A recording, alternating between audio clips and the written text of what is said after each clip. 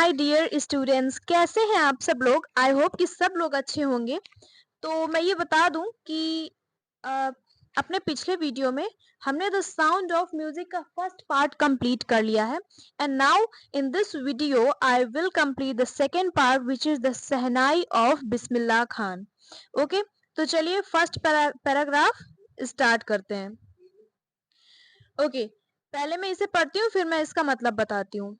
Emperor Aurangzeb banned the playing of a musical instrument called pungi in the royal residence for it has a shrill and pleasant sound. देखिए, emperor यानी जो औरंगजेब थे, emperor Aurangzeb, उन्होंने अपने राज्य में क्या बैंड करा दिया था? पुंगी एक इंस्ट्रूमेंट का नाम है जिसको हम लोग पुंगी कहते हैं। तो उन्होंने उसको मतलब मना करवा दिया था सब लोगों को कि आज से इसको कोई नहीं बजाएगा। उनके रेसिडेंस में आज से पुंगी कोई भी नहीं बजाएगा। और ऐसा उन्होंने क्यों कहा था? क्योंकि उससे बहुत अनप्लीजेंट साउंड निकलता था। अनप्लीजेंट साउंड मतलब ऐसा साउंड जो कानों को चुभे, जो सुनने में बिल्कुल भी अच्छा ना लगे। तो उन्होंने पुंगी को बैन करा दिया था। पुंगी became the generic name for reeded noise makers. Few had thought that it would one day be revived. A barber of a family of professional musicians who had access to the royal place decided to improve the tonal quality of the pungi. तो भाई वो बहुत ज़्यादा जैसी वो आवाज़ निकालती थी और तो लोगों को बिल्कुल भी पसंद नहीं आता था। तो उनके ही रेसिडेंस में एक बार्बर था यानी एक नाई था, उन्हीं के फैमिली में एक प्रोफेशनल म्यूजिशियन था वो। तो उसने क्या किया, उसने सोचा, उसने डिसाइड किया कि वो इस पुंगी की क्वालिटी यानी इसकी आवाज को एक अच्छी आवाज में इम्प्रूव कर देगा। He chose a pipe with a natural hollow stem that was longer and broader than the pungi. तो उसने उसके लिए क्या किया भाई, उसने सोचा कि भाई सब लोगों को इतना ज्यादा ये बेकार लगती है सुनने में, चलो इसमें कुछ चेंजेस किए जाएं। तो यही सोचकर वो एक बार्बर था, तो उसने क्या किया कि उसने एक पाइप लिया। पाइप क्या, लकड़ी का पाइप लिया और वो बिल्कुल हॉलो यानी अंदर से बिल्कुल खाली स्टेम थी वो। और वो ज्यादा लंबी भी थी और चौड़ी भी थी। अकॉर्डिंग टू पुंगी, वो पुंगी से लंबी भी थी और उससे चौड़ी भी थी। And made 7 holes on the body of the pipe. और वो उसकी बॉडी में यानी वो जो वो लेते हैं ना हॉलो स्टेम, उसमें वो 7 होल कर देते हैं यानी 7 छेद कर देते हैं। And when he played on it, closing and opening some of these holes, soft and melodious sound were produced. और उसको जब वो बजाना स्टार्ट करते हैं तो वो कैसे बजाते हैं कि बजाते टाइम कुछ उसके होल्स बंद करते हैं और कुछ होल्स ओपन रखते हैं। और जब वो उसमें अपने मुंह से बजाते हैं तो वो एक बहुत ही सॉफ्ट और मेलोडियस यानी बहुत ही मधुर आवाज देती है वो। He played the instrument before royalty and everyone was impressed. वो इसी चीज को वही क्या कहते हैं एम्परर के सामने प्रस्तुत करते हैं और उसको बजा कर दिखाते हैं। और वहां उस जगह जितने लोग भी बैठे रहते हैं बिल्कुल इम्प्रेस हो जाते हैं, बहुत ज्यादा उससे इम्प्रेस हो जाते हैं कि वाह, मतलब अभी तक हम लोग कितना नॉइज भरी चीज से सुन रहे थे, कितना खराब लग रही थी सुनने में, बट एवरीवन वाज इम्प्रेस कि ये क्या है, इतना ज्यादा अच्छी आवाज दे रही है। The instrument so different from the pungi had to be given a new name. तो उन्होंने सोचा कि अब इसका नाम हम पुंगी नहीं रखेंगे, हम इसका कुछ नया नाम रख देते हैं। As the story goes, since it was first played in the Shah chambers and was played by a naib barber, the instrument was named the shehnai. तो कुछ दिन बाद जैसे जैसे सब चलता जाता है तो वो लोग उसका नाम कैसे सोचते हैं कि उन्होंने सोचा कि ये सबसे पहले कहाँ बजाई गई, शाह के चैम्बर्स में बजाई गई यानी शाह के महल में बजाई गई। और किसके द्वारा बजाई गई? ये एक नाई, जो एक बार्बर, कोई हम लोग हिंदी में नाई कहते हैं ना, तो वो नाई के द्वारा बजाई गई है। तो उन्होंने इस इंस्ट्रूमेंट का नाम शहनाई रख दिया। देखिए, शाह से शह और नाई से नाई, तो उन्होंने इसका नाम शहनाई रख दिया। Now coming to the second paragraph. Second paragraph, the sound of the shehnai began to consider auspicious। और अब क्या था, शहनाई का जो साउंड था, उससे निकलने वाली जो आवाज थी, सब लोगों को बहुत ही ज्यादा पसंद आने लगी और लोगों के लिए जरूरी भी हो गई, ऑस्पिशियस हो गई। देखिए ऑस्पिशियस क्या यहाँ क्या लिखा है, promising to bring good fortune. जो लोगों के बीच में एक मतलब अच्छा इन्वायरमेंट क्रिएट करें। And for this reason it is still played in temples and is an indispensable component of any north Indian wedding. और ऐसा होते होते ये एक रीजन हो गई किस चीज का कि ये हर मंदिर में बजने लगी, इसको हर मंदिर में बजाने जाना लगा। और ये अगर नॉर्थ इंडियन वेडिंग में ये ना बजे तो इसके बिना तो काम ही नहीं चलता था। यानी टेम्पल्स में तो इम्पोर्टेंस थी ही इसकी, और जो इंडियन वेडिंग होती थी नॉर्थ साइड में उसमें तो ये एक इम्पॉर्टेंट कंपोनेंट बन गई थी। In the past, the Shehnai was part of the Naubat or traditional ensemble of 9 instruments found at royal courts। तो वो जो रॉयल कोर्ट था, दरबार था उन एम्परर का, तो वहां पे 9 इंस्ट्रूमेंट जो बजाए जाया करते थे उनमें से ये भी एक बहुत इंपॉर्टेंट हिस्सा हो गई थी उन सभी 9 इंस्ट्रूमेंट्स का, जिनको वो लोग नौबात के नाम से जाना करते थे। Till recently it was use only in temples and weddings. और आज तक भी ये हर एक मंदिर और हर एक शादी में इसका यूज होता है। इनफैक्ट जितने भी लोग होते हैं इसको शादी में जरूर बजवाते हैं और टेम्पल्स में भी लोग इसे बजाते हैं। The credit for bringing this instrument into the classical stage goes to उस्ताद बिस्मिल्लाह खान। और क्रेडिट किसको जाता है? भाई बनाया तो एक बारबा ने था, बट इसको बजाने का, इसका जो स्वर है इसको निकालने का मेन क्रेडिट जाता है उस्ताद बिस्मिल्लाह खान को, क्योंकि वो इस इंस्ट्रूमेंट को बखूबी निभाते हैं, बहुत ही अच्छे से बजाते हैं। ठीक है, आइए थर्ड पैराग्राफ में देखते हैं।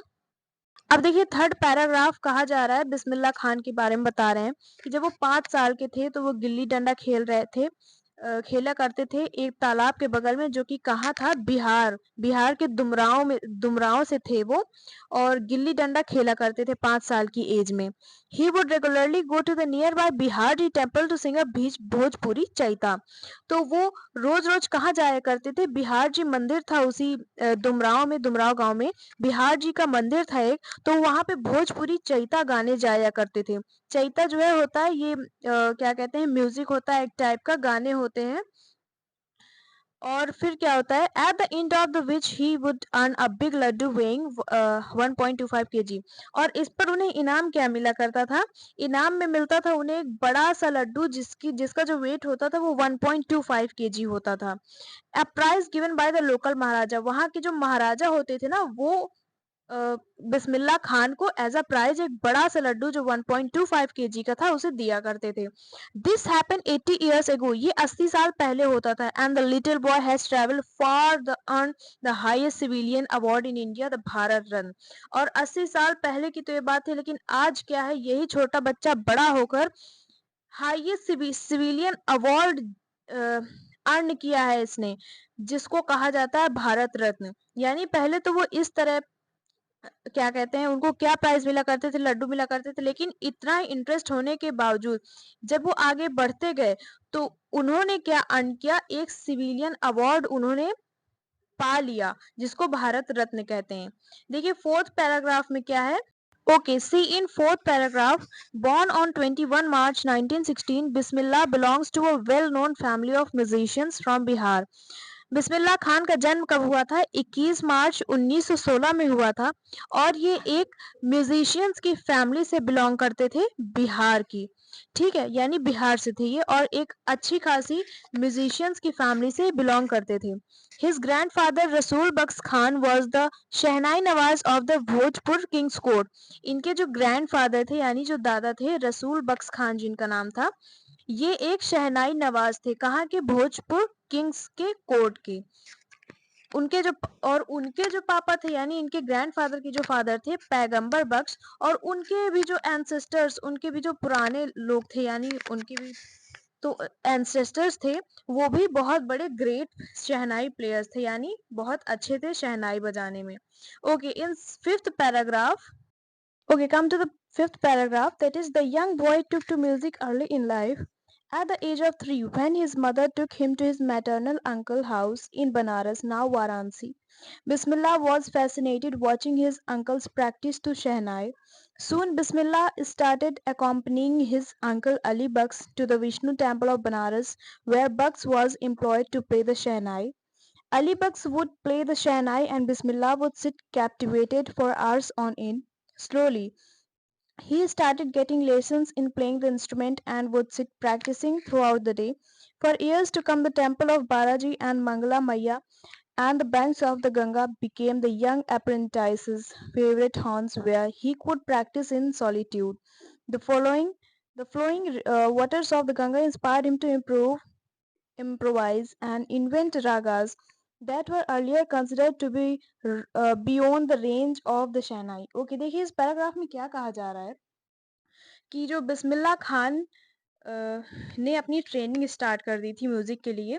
काफ़ी सालों पहले से यानी बचपन से ही उन्होंने म्यूज़िक की ट्रेनिंग स्टार्ट कर दी थी और जब वो 3 साल के थे, तो उनकी मम्मी उनके मैटरनल यानी उनकी नानी के गाँव ले गई थी। जहाँ पे उनके जो अंकल यानी उनके जो मामा थे जिनका नाम अली बख्श था, जो मतलब आज वाराणसी जिसे कहा जाता है, तो और बनारस में मतलब उनकी मम्मी उनकी नानी का जो गाँव था वो बनारस में था। तो उनकी मम्मी उन्हें ले गई थी उनकी नानी के गाँव, तो उनके जो मामा था उनका नाम था अली बख्श। अली बख्श क्या करते थे, प्रैक्टिस किया करते थे रोज़-रोज़ शहनाई बजाने की, शहनाई को रोज़ प्रैक्टिस किया करते थे, उसको बजाते थे, उसको सीखते थे। और बिस्मिल्लाह उनको देखकर अब बहुत ज़्यादा अट्रैक्ट होने लगे थे, उनको बहुत ज़्यादा पसंद आने लगी थी शहनाई। उसको देख के उन्हें लगता था कि वो भी बजाएँ क्योंकि उसको देखकर ही वो बिल्कुल अट्रैक्ट हो गए थे। अब क्या था, उन्होंने अपने मामा को जॉइन कर लिया और उनके साथ रोज़-रोज़ प्रैक्टिस करने लगे। अली बख्श यानी उनके जो मामा थे, वो एक ऑफ़िशियल शहनाई प्लेयर थे। कहाँ के? वाराणसी में एक विष्णु टेम्पल यानी विष्णु जी का मंदिर था, वहाँ के एक ऑफ़िशियल शहनाई प्लेयर थे। ऑफ़िशियल शहनाई प्लेयर का मतलब यहाँ पे ये कहा जा रहा है कि जब भी कोई वहाँ पे गीत होते थे या फिर कोई स्पेशल ऑकेज़न होता था, तो वहाँ पे उनके मामा को ही बुलाया जाता था शहनाई को बजाने के लिए। अली हमेशा शहनाई बजाते थे मंदिरों में और बिस्मिल्लाह क्या करते थे कि उनको बहुत ज़्यादा प्रोत्साहन दिया करते थे, चार्म किया करते थे, तालियाँ बजाते थे, यानी अपने मामा के साथ-साथ वो भी बजाते और सीखते थे। मंदिर में जाया करते थे दोनों बजाने। अब क्या था, घंटों-घंटों तक वो लोग सीखने लगे, प्रैक्टिस करने लगे। जब वो अट्रैक्ट हो गए तो उनको बहुत ज़्यादा पसंद आ गई थी बिस्मिल्लाह खान को, अपने मामा को देखकर, तो वो भी उनके साथ घंटों-घंटों तक प्रैक्टिस करने लगे थे। ग्रेजुअली अब क्या हुआ कि वो अपने मामा से सीखने लग गए। उनको बहुत ज़्यादा पसंद आई और वो उनको बहुत ज़्यादा प्रोत्साहन भी देते थे जब वो बजाते थे और गाते थे। तो उनको बहुत सीखने का मन किया तो वो अपने मामा से सीखने लगे और वो पूरा दिन प्रैक्टिस करते थे अपने मामा जी के साथ। वो कहाँ पे प्रैक्टिस किया करते थे, देखिए यहाँ पे प्लेस क्या-क्या दिए हैं जहाँ पे ये लोग प्रैक्टिस किया करते थे। पहला तो दिया है बालाजी टेम्पल यानी वहाँ का जो बालाजी मंदिर था वहाँ पे प्रैक्टिस किया करते थे। मंगला मैया में प्रैक्टिस करते थे और banks of the Ganga river, और वहाँ पे जो गंगा रिवर यानी गंगा नदी बह रही थी, गंगा नहीं नदी थी वहाँ पे, उसके किनारे बैठकर वो लोग प्रैक्टिस किया करते थे शहनाई बजाने की। ये स्पॉट्स यानी ये जो स्पॉट्स बताए हैं अभी मैंने, बालाजी टेम्पल, मंगला मैया और the bank of Ganga river, ये स्पॉट्स उनके लिए बहुत अच्छी जगह बन गए थे प्रैक्टिस करने के लिए, क्योंकि ये जगह बिल्कुल शांत रहती थी, यहाँ पे कोई आता-जाता नहीं था और प्रैक्टिस करने के लिए वैसे भी बहुत शांति की जगह चाहिए होती है। तो ये स्पॉट्स उनके लिए बहुत ज़्यादा इम्पोर्टेंट हो गए थे क्योंकि यहीं पे बैठ के वो लोग प्रैक्टिस किया करते थे, क्योंकि यहाँ पे शांति होती थी और यहाँ पे कोई भी जल्दी से जाया नहीं करता था। यहाँ पे ज़्यादा कुछ आबादी नहीं थी, कोई जाता नहीं था, तो इन लोगों को यहाँ पे प्रैक्टिस करना सबसे सही लगता था। अब क्या था, वो लोग इसको काफ़ी सालों तक कंटिन्यू किए रहे, यानी काफ़ी सालों तक वो अपने मामा जी के साथ ये सब सीखते रहे और वो ना गंगा रिवर को अपनी एक इंस्पिरेशन मानते थे। क्यों? क्योंकि गंगा रिवर जिस तरह बहती रहती हैं, उनकी जो सुंदरता है, वो उनको इंस्पायर किया करती थी कि जिस तरह गंगा रिवर बह रही है, मुझे भी इसी तरह करके आगे जाना है इस फील्ड में। अब वो अपने आप को बहुत ज़्यादा इम्प्रूव करने लगे। राग यानी राग होता है जो हम लोग निकालते हैं इंस्ट्रूमेंट से, तो वो राग निकालने में बहुत ज़्यादा इम्प्रूव करने लगे खुद को और नए-नए राग बनाने लगे शहनाई से, जो बिल्कुल इम्पॉसिबल लगता था लोगों को बजाने में। यानी लोग जो नहीं बजाते थे, नहीं बजा पाते थे जो-जो राग, वो अब बजाने लगे थे और अलग-अलग राग वो इन्वेंट करने लगे थे। ठीक है? ये हुआ पार्ट 5 आपका। अब देखिए पैराग्राफ 6 में क्या कहा जा रहा है। Come to the sixth paragraph. That is, at the age of 14, Bismillah accompanied his uncle to the Allahabad Music Conference. At the end of his recital, Ustad Fayaz Khan patted the young boy's back and said, "Work hard and you shall make it." With the opening of the All India Radio in Lucknow in 1938 came Bismillah Big Break. He soon became an often heard shehnai player on radio. देखिए इसमें क्या कहना चाह रहा है, कह रहा है कि जब बिस्मिल्लाह खान 14 साल के हुए तो वो अपने मामा जी के साथ गए थे इलाहाबाद की म्यूजिक कॉन्फ्रेंस में।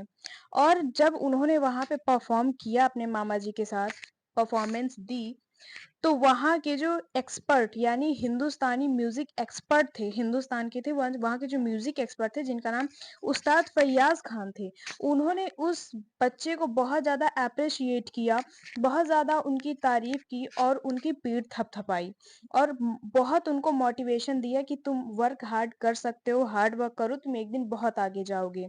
तो और इसी वजह से he will make it big in the music industry. उन्होंने कहा कि तुम बहुत ही ज़्यादा अच्छा बजाते हो, तुम बहुत आगे जाओगे और इसी तरह हार्ड वर्क करते रहो।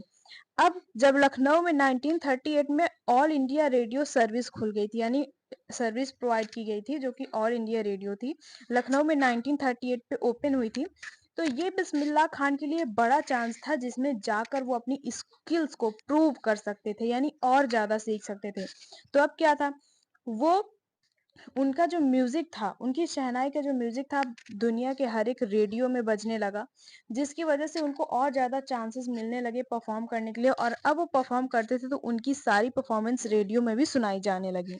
Now it's 7 paragraph. It's when India gained independence on 15 August 1947. Bismillah Khan became the first Indian to greet the nation with his Shehnai. He poured his heart out into Rag Kafi from the Red Fort to an audience which included Pandit Jawaharlal Nehru, who later gave his famous Tryst with Destiny speech. Okay, इसमें अब देखो क्या कह रहा है। तो 7 paragraph में कह रहा है कि जब बिस्मिल्लाह खान अपनी परफॉर्मेंस इसी तरह कंटिन्यू किए रहे, यानी लगातार वो सीखते रहे, अपनी परफॉर्मेंस देते रहे और सीखते रहे, प्रैक्टिस करते रहे, तो जब हमारा देश आज़ाद हुआ था 15 अगस्त 1947 में, तो वो पहले ऐसे इंडियन थे जिन्होंने शहनाई बजाई थी उस दिन और हमारे देश को गौरवान्वित किया था। यानी बहुत ज़्यादा अच्छा लगा था उस टाइम सुन के लोगों को शहनाई। और उन्होंने कौन सा राग बजाया था जिसको कहते हैं राग काफी, नाम से उन्होंने बजाया था। और वो सब लोगों को इमोशंस को उन्होंने जीत लिया था। बहुत ही गहराई से वो शहनाई सबके दिमाग में उतर रही थी और सब लोगों को बहुत ज़्यादा पसंद आ रही थी। उन्होंने ये शहनाई बजाई थी लाल किले में, रेड फोर्ट में, जिसमें महात्मा गांधी और पंडित जवाहर नेहरू ने बहुत ज़्यादा तारीफ की थी इनकी, इनको सुना था। और जिन्होंने भी ये परफॉर्मेंस सुनी थी आज तक भी उन लोगों को याद है, बहुत ज़्यादा पसंद आई थी सब लोगों को, सब बिल्कुल इमोशंस में डूब गए थे, बिल्कुल देखते ही जा रहे थे जिस तरह और सुनते जा रहे थे जिस तरह वो बजा रहे थे। वो बिस्मिल्लाह खान की परफॉर्मेंस थी, वो बिस्मिल्लाह खान की मतलब तब की परफॉर्मेंस थी जब पंडित जवाहर लाल नेहरू ने अपनी स्पीच दी थी, जो जिस स्पीच का उनका नाम था ट्रिस्ट विद डेस्टिनी। देखिए पैराग्राफ 7 तक हम लोग पढ़ चुके हैं। Now we will continue this story in next video. Thank you so much बच्चों, पढ़ते रहिए।